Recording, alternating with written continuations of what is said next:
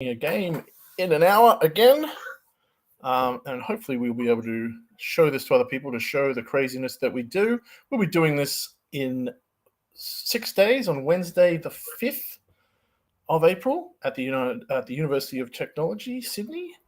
And we're doing a bit of a run through tonight to stretch our muscles and get ready for it. So in about 5 minutes, we're going to start the clock once we've got everyone in and ready to go. And I've got Wikipedia open, which is usually what I use. A bit of Wikipedia, and we use Google Docs to write stuff down, and all the wonderful graphics will be provided by Matt Roberts, who is a genius in that regard. If you're interested, you can find all the games that we've done using this system on www.tinstargames.com/RPGs in an hour.html, and RPGs in an hour is RPGs-in-an-hour.html, which will be probably in the notes under this video, hopefully. Last time, what did we make? Last time we made a really interesting game, but I'm actually not going to talk about it because I don't want to throw too many ideas out. We're going to be using the GAMES system, which is just something that I worked up while we were doing this live, and it's a fun way to make an RPG as quickly as you possibly can. And yeah. Describe what that is. I haven't heard that. Oh, the method? Yep. So we're gonna we'll go through it.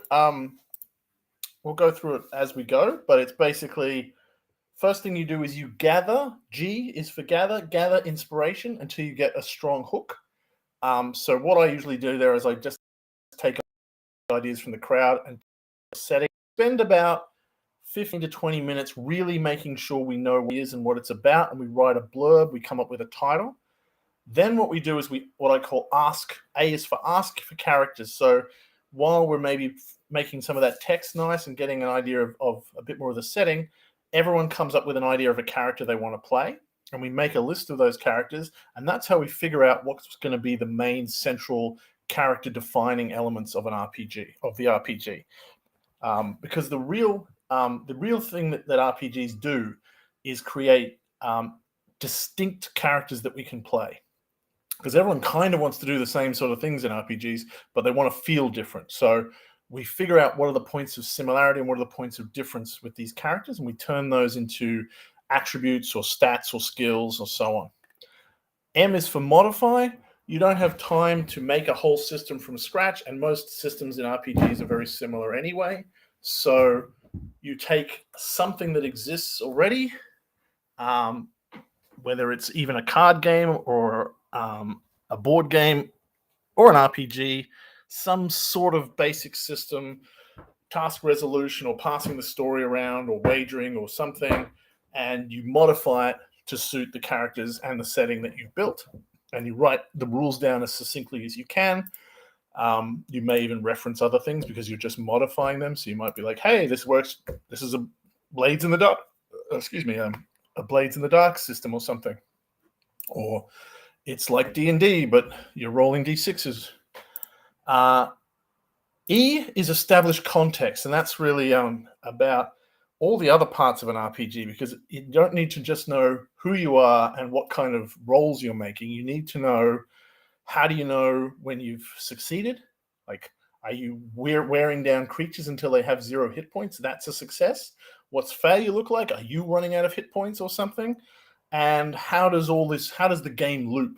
You know, what happens when you've killed all the monsters or whatever it is? Whatever our game loop is, how do you run out of energy and how do you restart? Or do you restart? Is it a one-off? Is it a death spiral? So establishing context is all about what matters, what are the sort of currencies, and also what kind of stories are we telling? And that can often take the form of random tables. So like, hey, what kind of monsters might there be? Wandering monsters table, or we often end up generating adventure hooks because that's a great way in a short amount of space to go, what might happen? And then finally, S is for show other people. And that's really important. That's why I want people to be excited about contributing to this, because it is a game that you are working on. Just because I'm leading the experience doesn't mean that you are not giving me ideas, and the ideas we make could not come from me alone. So if you say something and I don't hear it, or I hear it but I forget about it, or I don't write it down the same way, please don't get too worked up about that, because that doesn't mean you aren't contributing. So ideas are going into my head, and how they come out might not be the perfect example of what you thought, but you're still contributing and you're shaping. And it's easy to sort of go, oh, I wanted it to be a bit different, but think about the group thing that we're doing together. And always, the other part of share is the next step of all of these things is, with all game design, is you have to build, test, and then iterate that loop. So you take this game, you go, well, Steve did some things I didn't really like. You show it to people, you make a few changes, go, well, I'm actually going to change this. You see what happens, you play test it, you fix it, you play test it, you fix it, and then you release the second edition on your website and go, this is the best version, where I fixed all the mistakes. Because there will be mistakes, there will be typos.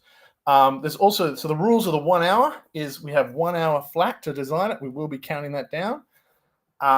But we then have 1 hour extra for our lovely designer to make it pretty and get rid of typos and make it actually look acceptable. Usually sometimes that's just me messing around on Canva and doing a pretty ugly job of it. You can always tell when it's just me.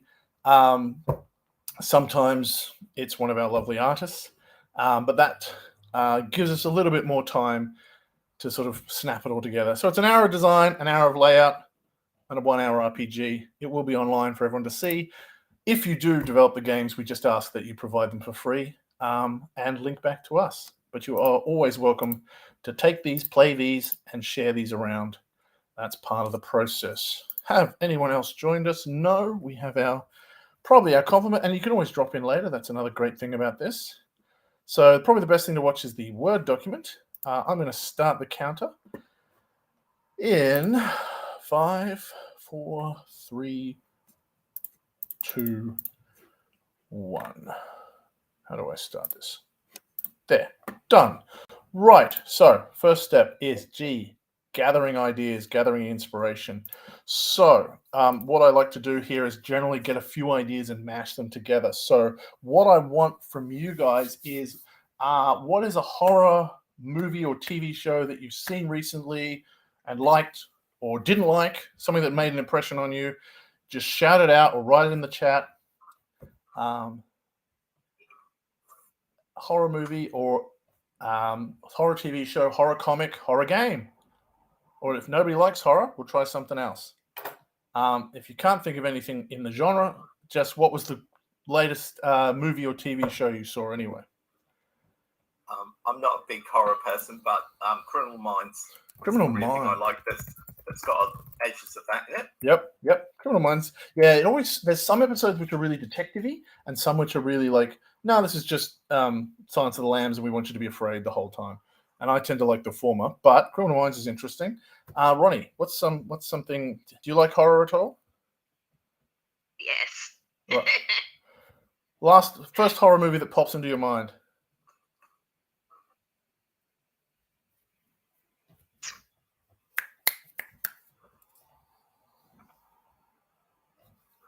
Anyone else? Who's got one?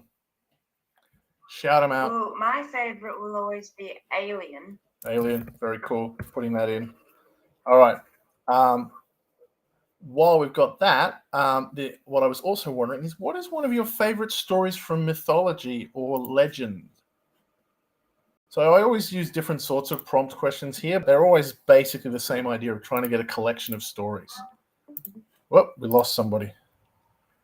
Oh, they're back.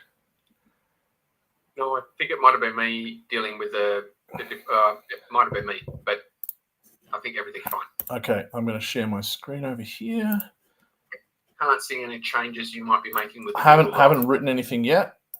Okay, cool.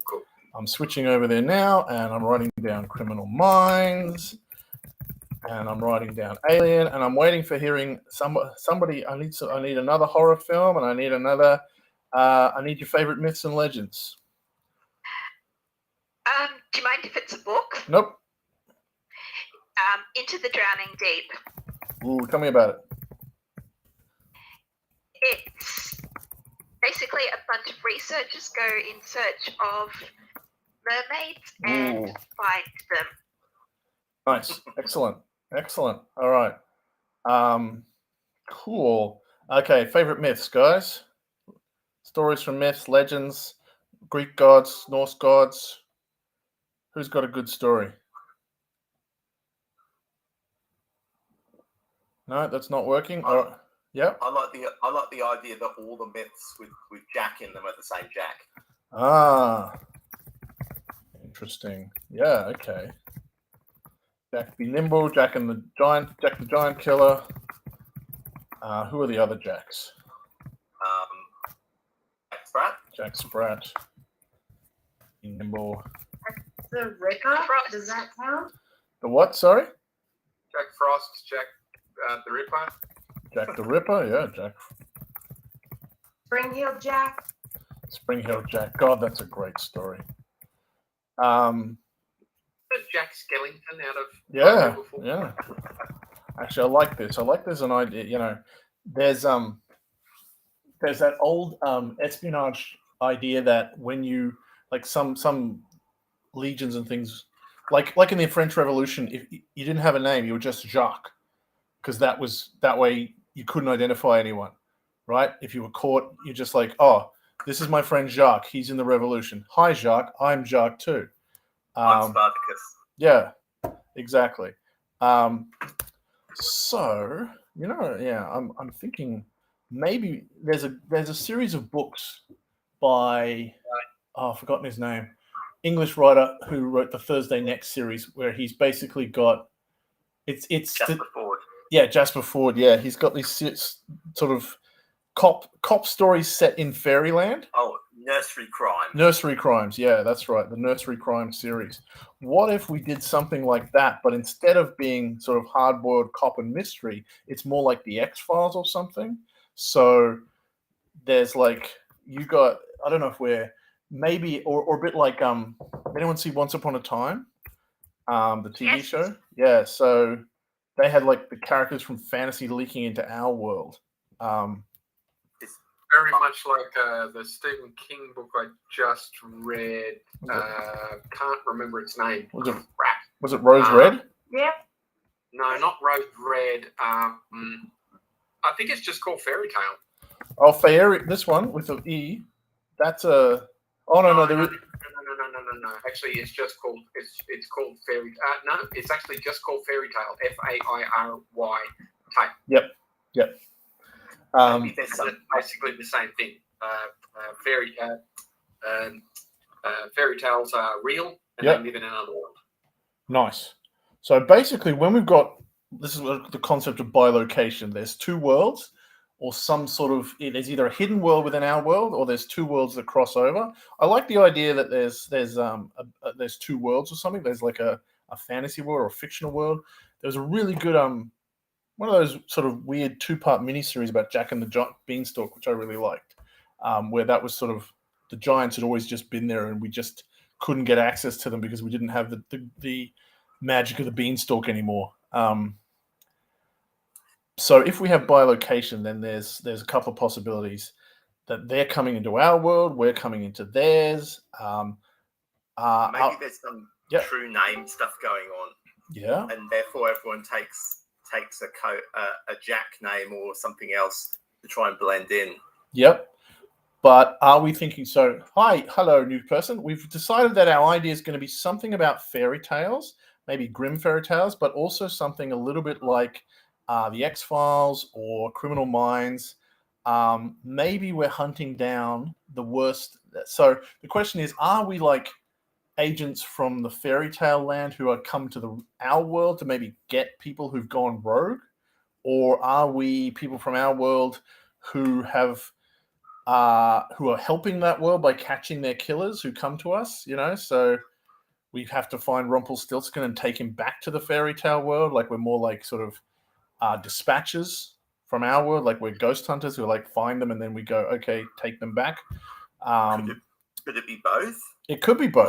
Like I can imagine serial killers going, I want to make a name for myself, so I'm going to try and get my code. I'm the compass killer, and I try and go into fairy and get that name as myself established under that name.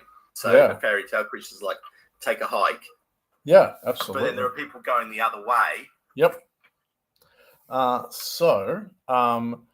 What? No, I just throwing stuff out. Yeah, no, that's right. That's what we do. We throw stuff out. Yeah. I like the idea also. Yeah. A lot of fairy tales have transportation devices, right? It's a big trope. You've got the beanstalk. You've got Alice going through the rabbit hole and through the looking glass. So we could have something. We're a little bit dancing close to changeling as well here. So there could be there's a fairy world or there's a fairy tale world. Let's not go too much like elves. Let's go really grim fairy tales. So it's more wolves and witches and stuff like that. So we don't get too close to changeling. And there's some sort of barrier between them. But maybe is it a well-patrolled place? Like, is it like Berlin where there's a checkpoint, or is it something where things more like there's in the Constantine film where there's sort of supposed to be a detente, but people break the rules and cross over it when they're not supposed to.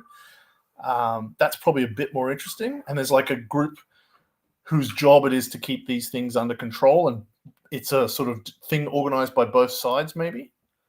And there's agents from both sides who work on keeping the peace and generally keeping people from crossing over.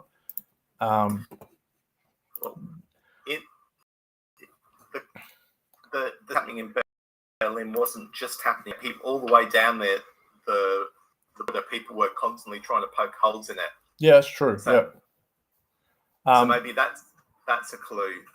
Yeah, so there could be. Well, I guess the question is it something where it could happen anywhere, or is there a physical space on our world where we know most of the problems are going? Well, that sort of also comes to what sort of story we're telling.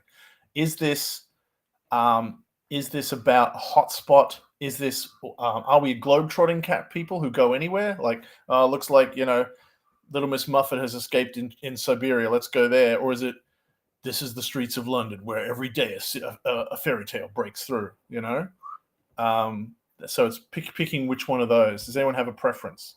It could be set in Germany. It could be set like in the Black Forest where there's a weak point because of Grimm, or it could be Stonehenge. It could be something like that. Let's have a look. Let's go to maybe some. I feel like. Yep. There, go. It's not exactly the same, but you could look to Pan's Labyrinth for a bit of inspiration. Oh yeah. Yeah, Pan's Labyrinth is a classic thing as well. And again, doesn't she go down? Yeah, look, the labyrinth itself is she sort of goes down this staircase below her house, again into this other world. Yeah, so and that's also what's great about that is that it's very set in a thing of time, and that really adds the edge to it. Like, it's not just there's another fairy tale world. It's a fairy tale world that is reacting somewhat to the civil war in Spain. And that's the thing. Is like, do we want to pick a particular location and a place, or do we want to just go anywhere in the world? I'd like if it's not a city, because I feel like, do you know the Fables comic series? Yeah. That really leaned very hard into it's New York. Yeah. New York State. So it'd be good to dodge that. Yep. I'd like something where it can be anywhere in the world, because that means people can. Yep. Like, if it's anywhere in. Sorry. No, go. Yep. If it's anywhere in the world, you can personalize it to your experience. That's right. So you don't have to know what New York is like, for example. Yep. Well, I was particularly if you've never been in a place. I was going to say pretty much exactly the same kind of thing, but like sort of if you wanted to link it to the same kind of thing as The Matrix, where it was telephone booths, and you can have the same kind of thing all over, like wherever you want, but as long as there's a linking, either an object or a place or a whatever, but they could be kind of wherever. Yep. what about the fairy tales are quite closely linked to your home culture. Yeah. So the 19th and 20th centuries have had a lot more large-scale migration. Maybe that's what's messed things up. Before we knew which tales could get through which areas, but now we've had mass migration. Anything could happen. Yep. And so, there's a spirit that's really designed to be in a German nursery, and it's popping out in New York City and getting confused and all sorts of things like that. I'm trying to think of a way to so we probably do need a central organization though that needs to have a name or a founder or something.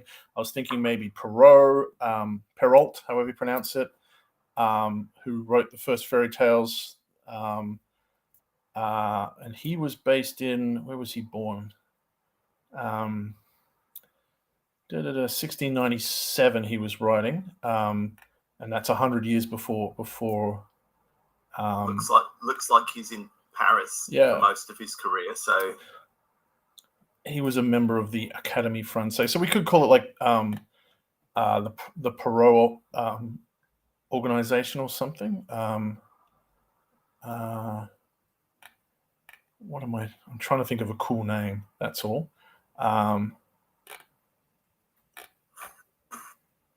Who are some other? We could go back to Aesop. We could go back to Mother Goose. Actually, Mother Goose has a nice ring to it. You know how, like, in the Smiley books by John le Carré, they call it the circus and everything. Like, Mother Goose could be the name for the base or something.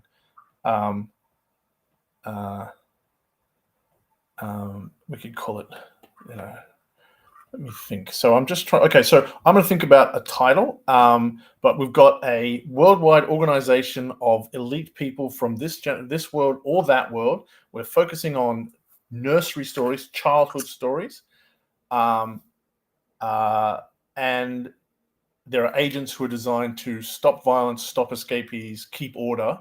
So while I'm having a think about the name and the title, I want you guys to think up a character each, maybe 2 characters if you like. As far as the locations, I was thinking there are games like World of Darkness, like Unknown Armies, where you're expected to play at sort of your home city. Yeah. And I like the idea of like playing it somewhere and maybe be instead of a city, more like suburbs, exurbs, areas that are further out into the country, and like liminal spaces. Yeah. Like if park with the woods or somewhere that just has an eerie energy where you live, you can sort of bring that into the game. Yeah, we can put that in the blurb.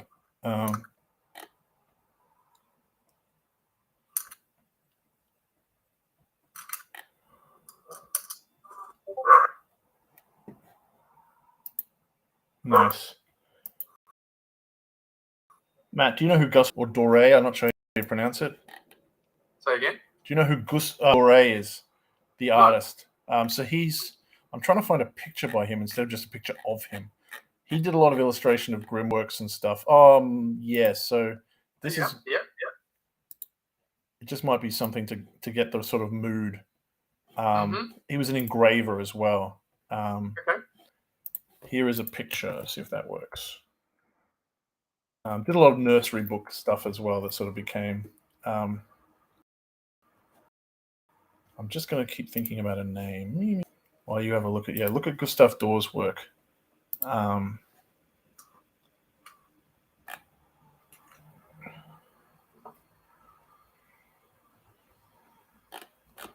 I see. Yeah.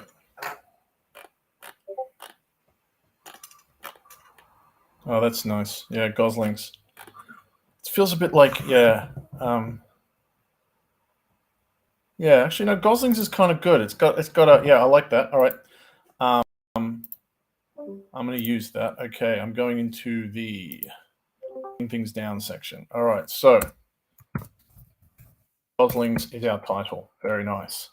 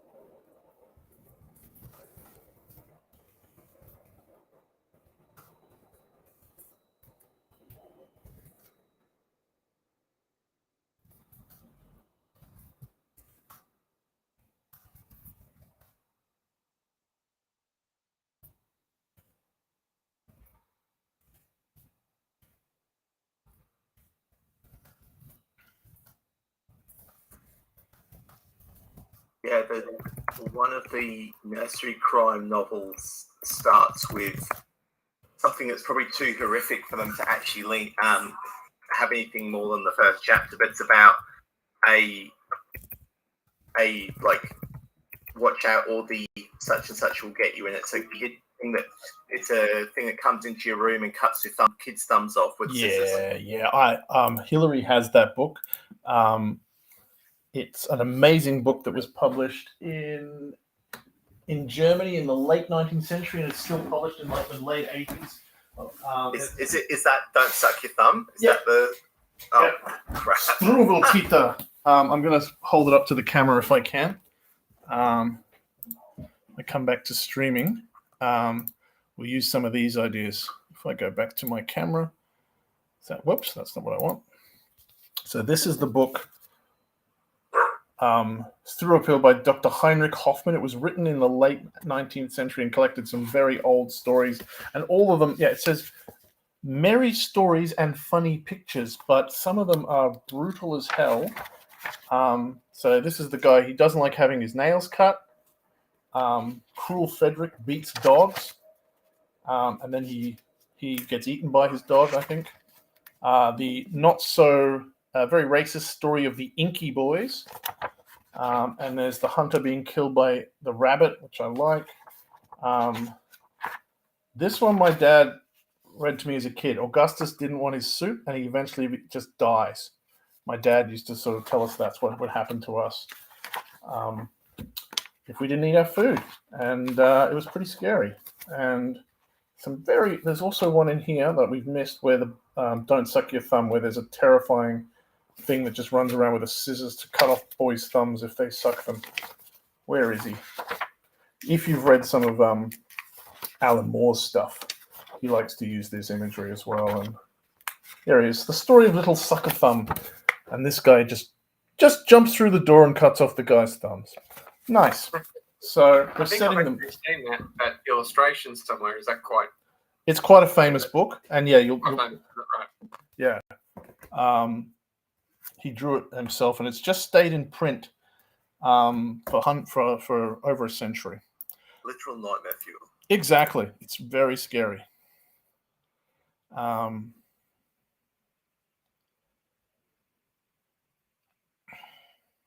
seems like these are all like morality tales. There's some kind of habit or vice that they're trying to teach you or teach kids not to do. Yep. I mean, that's where a lot of that could be another source here that the what if they're trying to stop you doing something that's totally okay today or in your new future? Yeah, I think that's an interesting angle that these like fairy crimes are part of some kind of ritual or custom around trying to teach people what to do and what not to do.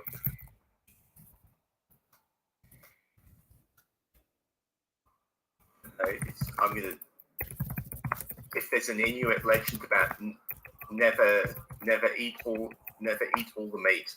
Yeah, right. It doesn't really work in a land of supermarkets. Yeah.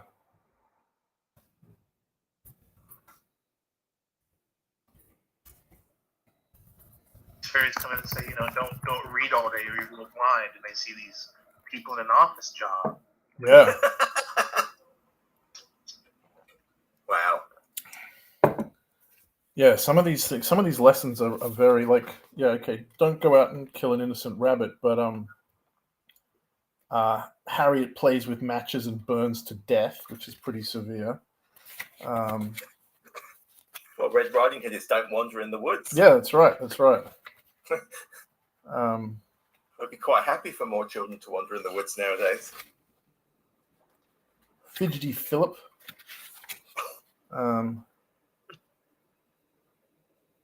There's a kid who goes outside when it rains and he gets blown away, which is a bit severe as well. All right.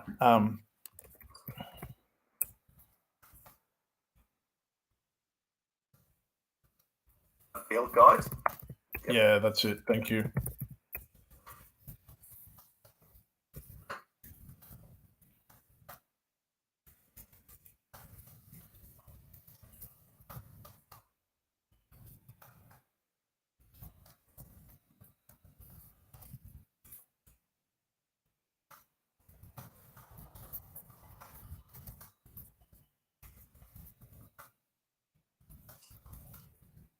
So if Mother Goose is the head of the agency, is Brer Rabbit the number 2? Oh, maybe, yeah. I just thought Mother Goose was sort of the name for the agency itself. Okay, that sounds good.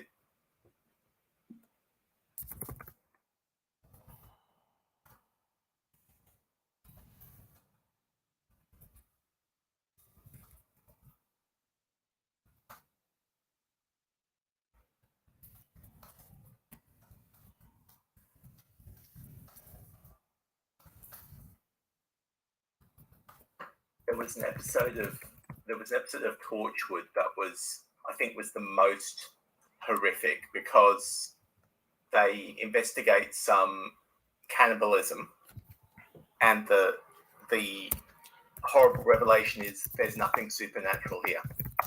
Right. Why did you do it? Because I wanted to, and it made me happy. What was that in? Sorry.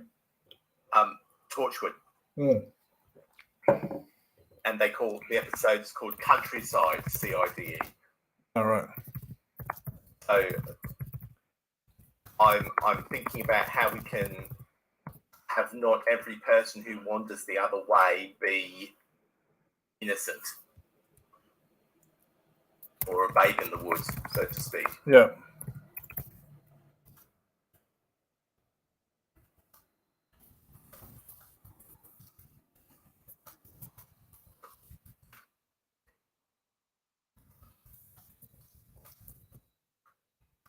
Yeah, a lot of these stories, these kids go into the woods, and when these things come, they test their innocence. They test their greed, their selfishness, or their anger, and you have to figure those things are there for a reason. There have to be a lot of people who fail those tests. A lot of unicorns who come around people who aren't innocent. You know?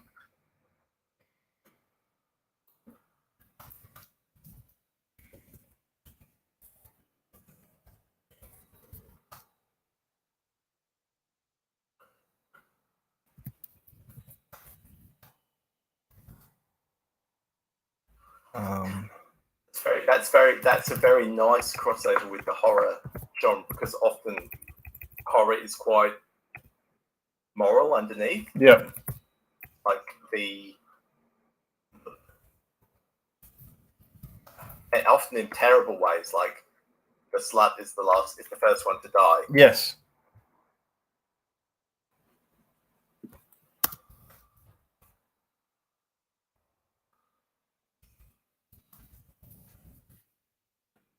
Right. There's our brief. How many words is that? Who knows? There is a word count here. That is 167 words. All right, I'm going to stop there because we've got to keep our time going. I'm going to highlight that. There you go. All that's in yellow can now be taken by Matt. Nice. Yeah. Oh, I like that. Old wives are... Okay, what we're going to do now, I'm going to turn off the highlighter, and you're going to give me the characters you've all been thinking of. So just tell me in a few words who they are. So just a couple of words, what kind of character they might be. It's still highlighting. I don't know. So who's got a character? I highlighted it. Okay. So let's have some characters, guys. Who might we be playing? Somebody obsessed with fairy tales that stumbles onto the real fairy tale world. Yep. Okay, so that's also a way that you could distinguish people as how they got in.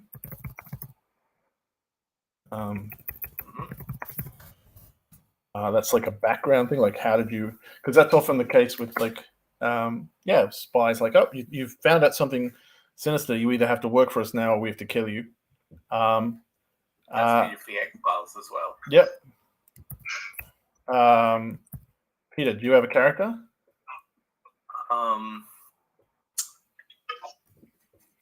I'm going to say a businessman who is trying to exploit this new resource.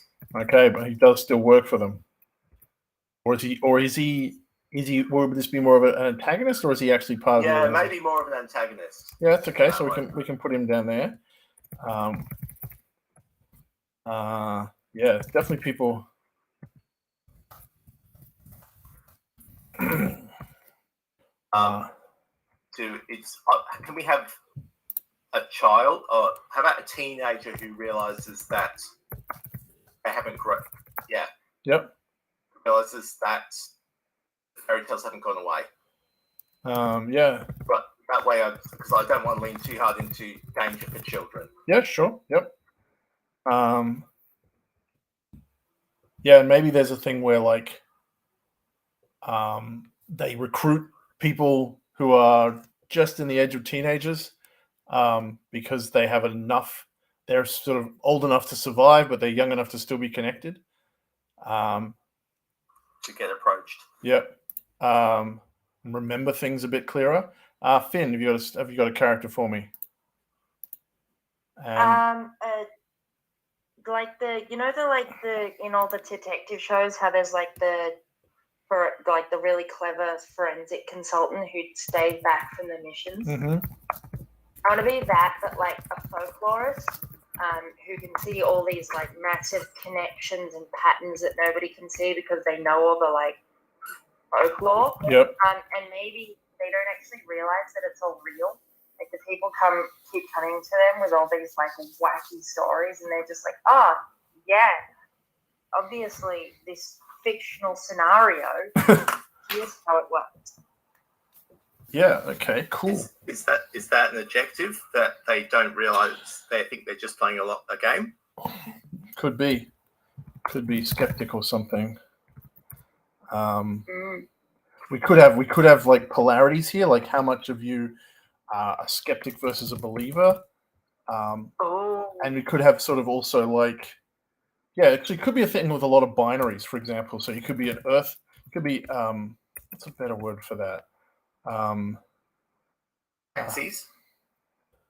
What did you say? Sorry. Oh, axes. Yeah. But what's a cool way to say you're a human in a way that like sounds really unearthly, like how they call them sons of Adam and daughters of Eve. Like it could be like flesh versus word or something. Where's your origin world? Or stone versus word or something. Blood versus word, maybe. Yeah, that's Blood versus ink. Oh, that's perfect. There you go. Nice. Yep. And maybe being a skeptic kind of protects you against the like psychological impacts of the horror. Yeah. So there's reasons to be each type. Believers are more connective. Skeptics are more protected. You can be maybe young or old. And you might also be a scholar or a soldier. And yeah, so I wonder if we can. So we've got some ideas about some axes there. We might need one more, but those are pretty good. We have four to six axes. You usually don't want to have more than about 6 or 7 stats for things because that's just where the human brain runs out. What can we do with? I'm also thinking like maybe there's someone who's like very, very well read versus someone who's like just knows lots of children and stories or something. So like academic versus oral tradition or something. Could even be oral versus literal or something. You could have ancient versus modern. Yeah. Or which end do you attack things from? If you're maybe intellect versus instinct, because in these stories you have these kids, they just sort of understand on like a gut level what's going on, versus people who have done a lot of reading and have a lot of book knowledge about it. Yep, that's good. Sorry, I think, and someone else said something. Is that? I'm just when you talk about different types of education, how would that like impact your abilities? Yeah, well, that's what we're trying to figure out. Like, just trying to get some classifications. We don't know exactly what the system is yet, though. It could be different kinds of education, but we've got some. Sorry, what was that? I was wondering about ancient versus modern. Yeah. Like, because like a modern soldier just comes in with grenades and guns. An ancient soldier's like, I've got this blessed blade here. Yeah. Or is that going to be? Is that closer to believer versus skeptic though? Right? Is it like, or blood versus ink? Is that overlapping with this world, that world? Just got to make sure we don't want to make. We've got to make sure they're all nice and distinct. So what are we going to now with these two things? There's a couple of things we can do when we've got splits. You can have like roll it when you roll on one to see which one dominates. So you can basically put your number between the two. That's usually a simple way to do it. So it's a bit like honey heist and things like that. It's like, so if you're rolling blood or ink, maybe your blood is 4, and if you get you want, and the GM will tell you which one you want. Like, you need to roll blood on this, or you need to roll ink. Can I throw in an idea? Yep. I've seen, so the source of this is a solo role-playing thing where he's like, you've always got to stop a watch on you, so pause it and read off the last 100th digit. Yep. So I was thinking you could have a countdown for your story, and then whenever you want to take something, you pause it and you read off the last, the tenths and the hundredths. Yep. And which number is bigger. Oh, okay, that's beautiful. Yep. So it's like excellent. A flipping thing. All right, cool. All right, so I'm going to write. Oops, suddenly put in the picture from Gustav Dorr. All right, so I'm going to say you will need pen and paper, a stopwatch, and that can go in. And so can the credits, actually, while we're here. Just get rid of this lovely picture by Gustav Dorr. So the contributors section can go in there as well, Matt. Yeah. So you don't. But in that case, when you make a character, you don't pick one or the other. You just find out when you roll which one dominates. Or is there something like once every now and then you can spend a point to have your dominant one work or something? Like if I roll a 3-4, then that's always ink, no matter how inky I am, right? Or you use degrees of success based on the difference.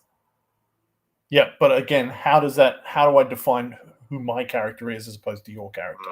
You see what I'm saying? Mm-hmm. Distinction is so important. Everyone wants to make their character special and interesting. So we could do, you could have a bonus. So you could have a +1 or a +2. So then if you roll 3-4, then you've got plus, or you break ties. We could do it that way. So you spend, you can have a plus up to +3 on one side, and you can spend say 10 points. And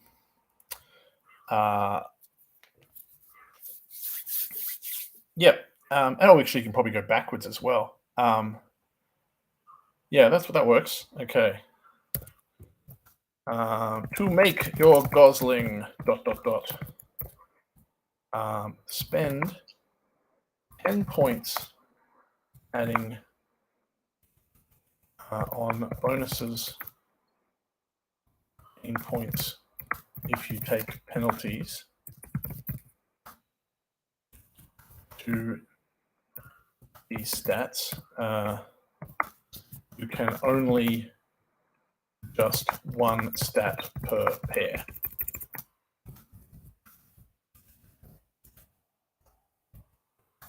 E.g. blood +2 ink would just look like that. Would there be a mechanic for changing your stats? There could be. Yep.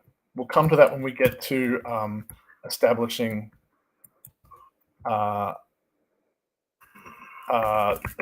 context. So that the way you've described it would have the effect of you being able to have a 0 minus 3 pair. Is that the way you're imagining it? Yeah, you could have a 0 minus 3.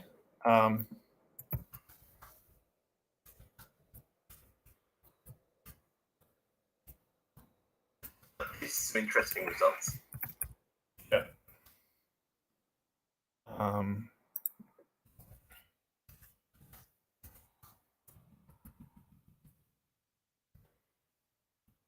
All right. Cooling. Lovely. Thank you. And something about nature, maybe, or something? Or...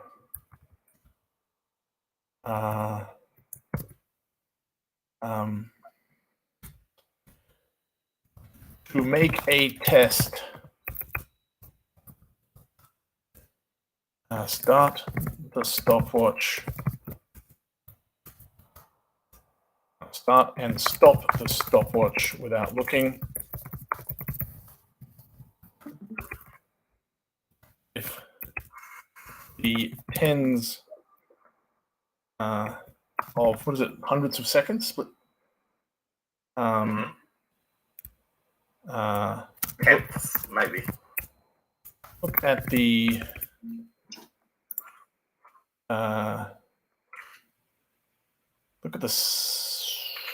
seconds. Yeah. Look at the seconds. Tenths and hundredths of a second. If the tenths are higher, then the leftmost trait wins out. If the hundredths, then the rightmost. You may add your bonus. You may include your bonus to shift this result. That's pretty clear. Can we say must, so that the negatives will have to be included? Yep, that makes sense.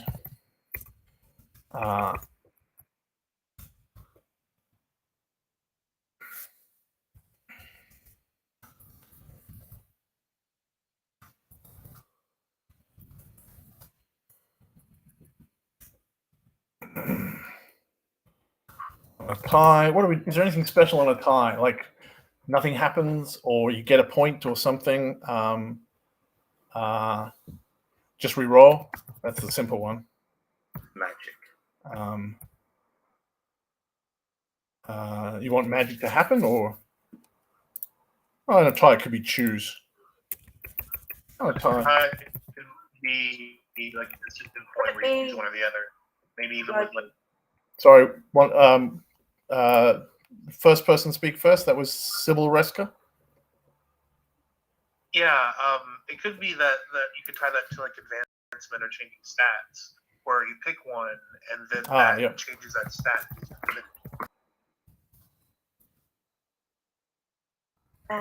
If I'm understanding. Yep, no, that's good. That's nice morality play. Yep. What was the other voice saying? So my idea was just like an intrusion, because like you've got both the like magic world and the reality world getting a good score, so maybe one of them intrudes into the other and some magic happens or whatever. We might have that on something else. Play takes exactly 1 hour, and every 7 minutes a magical, no, let's go 13 minutes. That's a bit better. Every 13 minutes a magical intrusion occurs. So is that at 39, 26 and 13 minutes remaining? Oh yeah, that's I'm assuming you're starting a stopwatch and counting up. So not down. I was assuming counting down because it's horror. That's good, yeah. But stopwatches go up, so True. Yeah, I mean, you can set a countdown. Look, that can be up to you how you want to do it. Okay.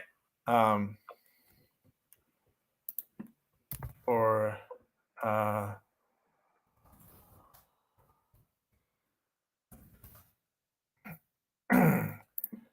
what happens when you get to 1 hour?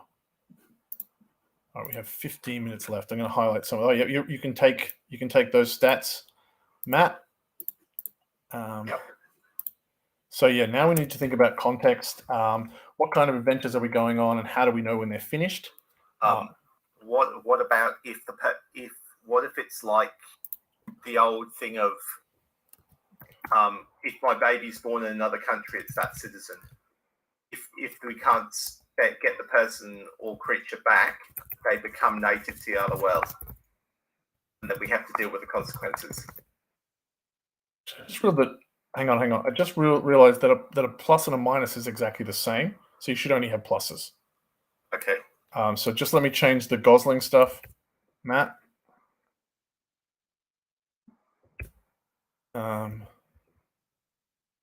Up to.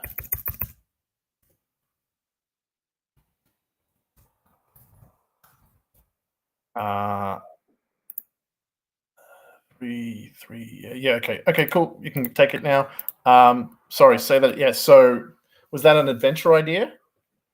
Or it's an idea of what happens when the timer runs out. So what was it? Someone stuck there?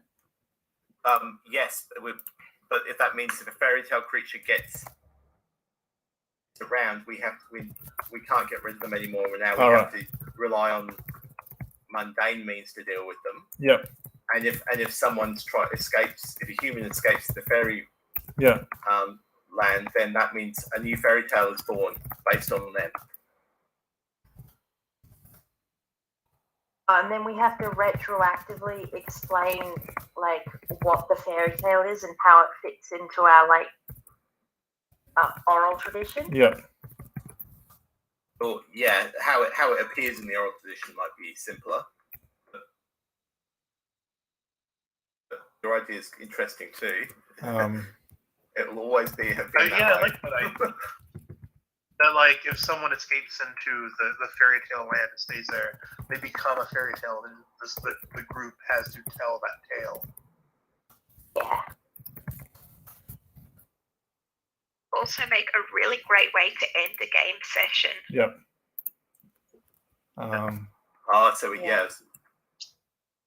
Also, on the topic of intrusions, if you want to include them, it could be fun where it's like, if you're in the fairy world, it's not a magical intrusion, it's like a mundane intrusion, and something from the real world comes into fairy tale land, so like maybe you get a gun that you can kill the big bad wolf with or something. If that makes sense. Yep. There we go. Okay, I'm going to stop editing things that I've already highlighted. Right, we have 12 minutes left. We probably also want to have some way that you can be hurt or compromised. I mean, we've got a failure system where things are going to go the wrong. Oh, do we have a GM? That's a good question. Yeah, so I guess what we're coming to now is what is the GM's job? Obviously, to choose what stat matters. And to run the story. Probably want a GM, I think. The GM might looks like he'll get to be the odd creature out, the one that's trying to intrude. Yeah, maybe. Yeah. The GM controls monsters and intruders. They decide which trait pair is needed for tests. They can assign. Trying to think about something about like wounds or something to someone. How is there a way that you can die or suffer consequences? And how do we measure that? Maybe Something in threes would be nice because it's fairy tales. They can sign complications. Are complications going to be flat penalties to all tests? Or is that too brutal? I'm trying to figure out with the system. What they can probably... they can assign complications to each trait on severe failures. A complicated trait, you must roll twice and take the worst option. Must check the time twice. What's the time, Mr. Wolf? Yeah. So that slows you down. And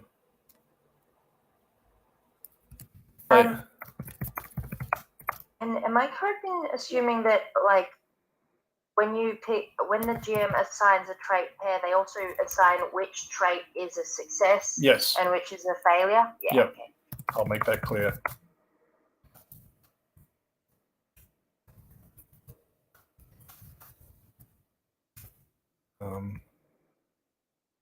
And a full minute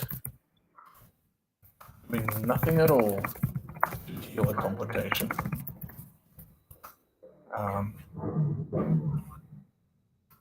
How about must spend a full minute singing a nursery rhyme to heal a complication?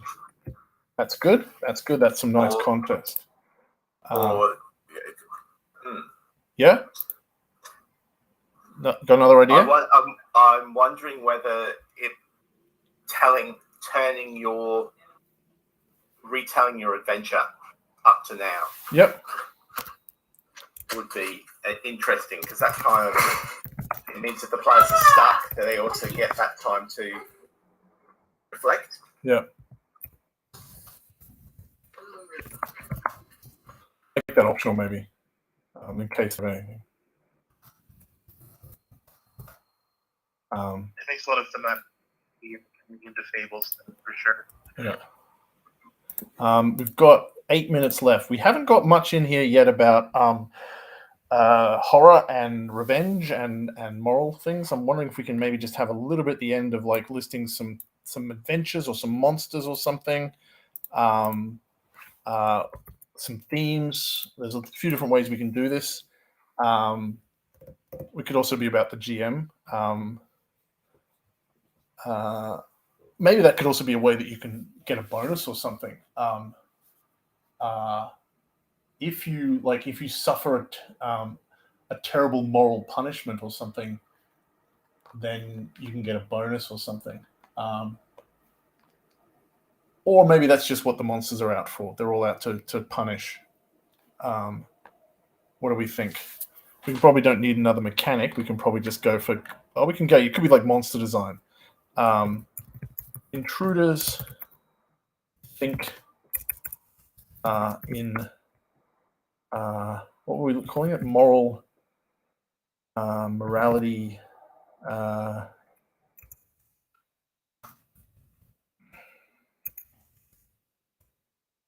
let's see. Maybe at the start of the game, each player writes down like a bad habit. Oh, that's nice. I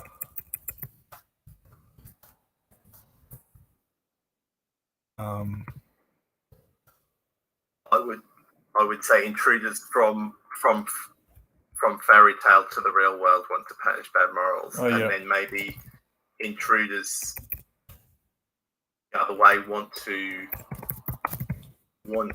power or immortality.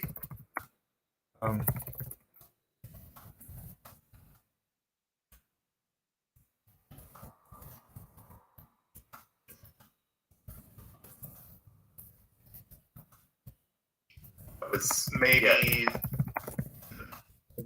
fair want power as revenge. Maybe they want to punish people. Say again.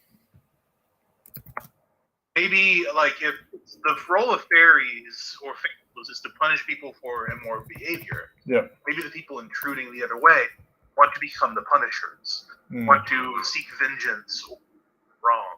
Yep. Might rephrase that. Yep.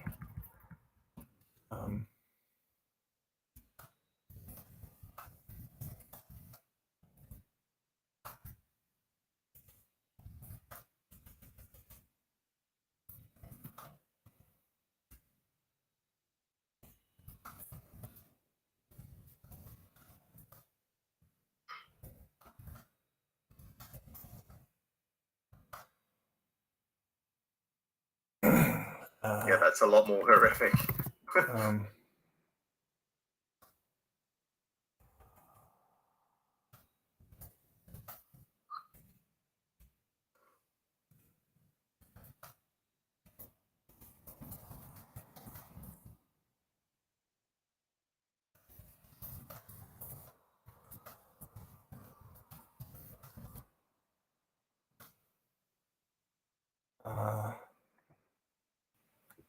Oh, actually,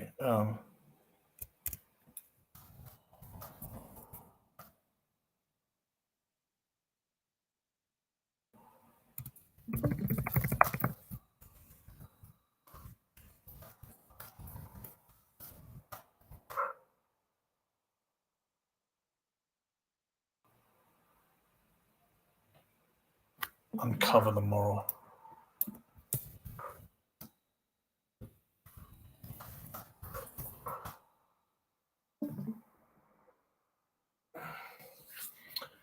Someone coming in and out, or is it something that I'm doing?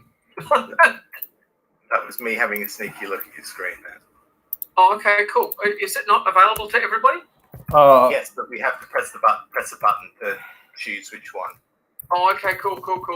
No worries.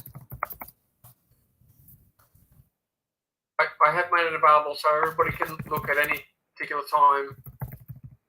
You can just see what I'm doing.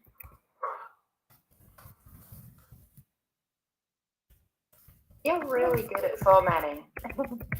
And this is in Photoshop too, so it's not recommended to do any formatting in Photoshop. But I've just written box there, Matt.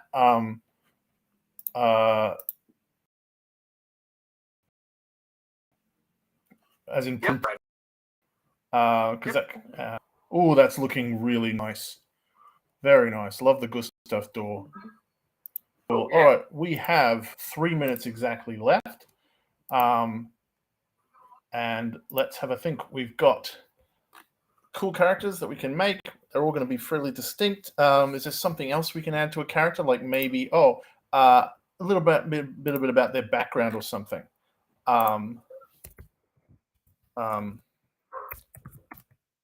Also determine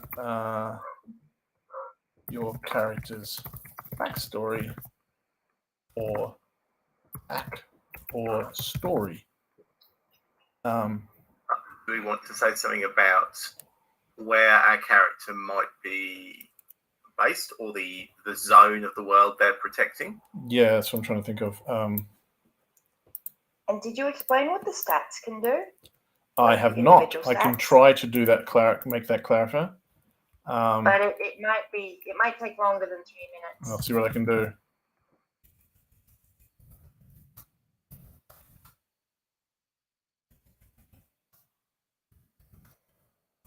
I mean, that was the strength of something like Dresden Files to say, pick a city. I don't see that's really cool. If it's another city that they all think is fun, it's also cool. Right, that box should go near the character somewhere that I've just written. Let's see if I can make a bit. I've got 1 minute 30 seconds. I'll try to explain how the stats are used. Blood, ink is for mortal world knowledge or strength versus fairy power. Fiction power. I should just call it what it is. What was it? Alignment? No, it was alignment. What was the next one? Connection. Uh,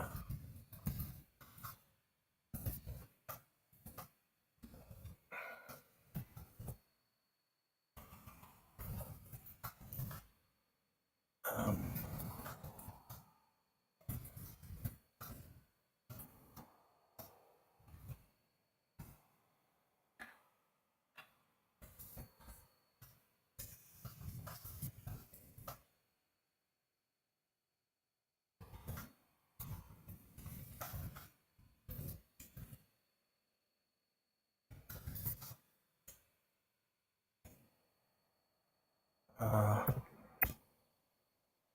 give them a cool name besides fairies. Tailkin, we'll call them that.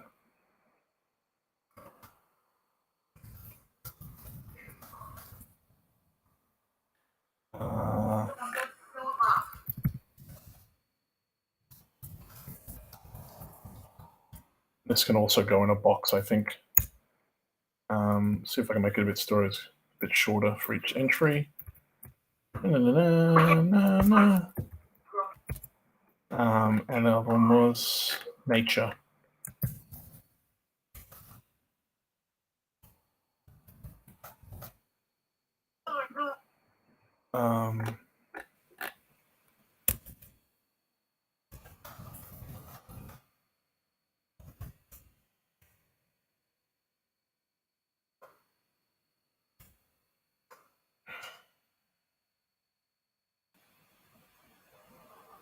Intuition. Yep. You've actually made this really interesting. I call it actually people skills. Right, so that's another box for all those things. And there's actually a minute over there. It only rings when you open the screen. Oh, well, that's it. That's time. I will let you cut and paste that in, though, Matt. Let's have another look over there. Looking very cool. And yeah, got some boxes there that we just have to slide around, and it's actually almost finished. You won't even need an hour. That's very cool. It will go up on this website here, the RPGs in an Hour site. Your names will be on it. And we have a very cool game. Something I'm proud to have my name on. Awesome. Yeah. Does anyone have any questions about the process? Some people are looking at doing this at other conventions. And we are going to be doing this, if you're in Sydney, we're going to be doing this Wednesday night, as I said. I haven't highlighted that thing, but you've got it, haven't you, Matt? You've got that last bit. Yep. Cool. All right, that was exciting. It's always a little bit different. Sometimes we get the hook really quickly, sometimes we use a very obvious system. This one I really like with the stopwatch, and it was really interesting the way we sort of came up with the two polarities. That was kind of cool.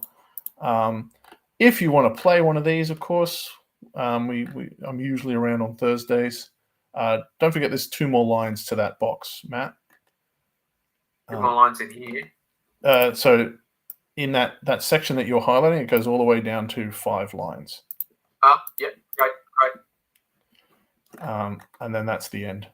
We didn't actually end up putting more Antagonist in it, but I think people will get the idea. Like, this is also, what's also good about this is you have to get good at communicating ideas succinctly and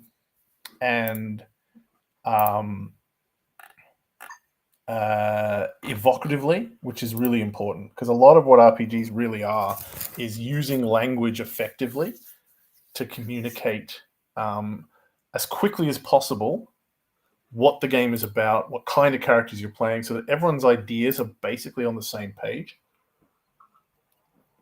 Because we're all imagining these things in our heads. If you're ever going to use bookstores, see if you can track down Strul Pepper. as I say, it was written by a man called Heinrich Hoffmann. And it was very much from an age of the late Victorian, 19th century, but it kept getting reprinted. And I'm, if you're over 40 or over 40, if you're over 45, you may have actually had it as a kid, which is interesting.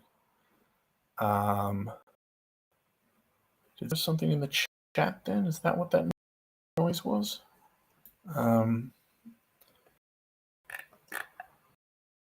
It's through pepper, which shockhead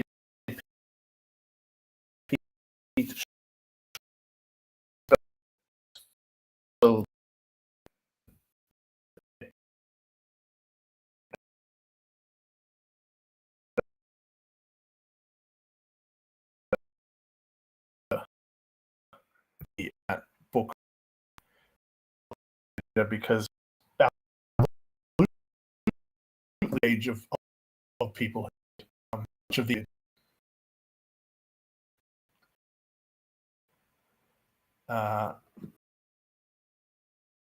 yeah, he doesn't like having his hair cut and his nails cut. So you see, there's also a Neil Gaiman book, and there's, I think, where the guy who cuts off people's thumbs.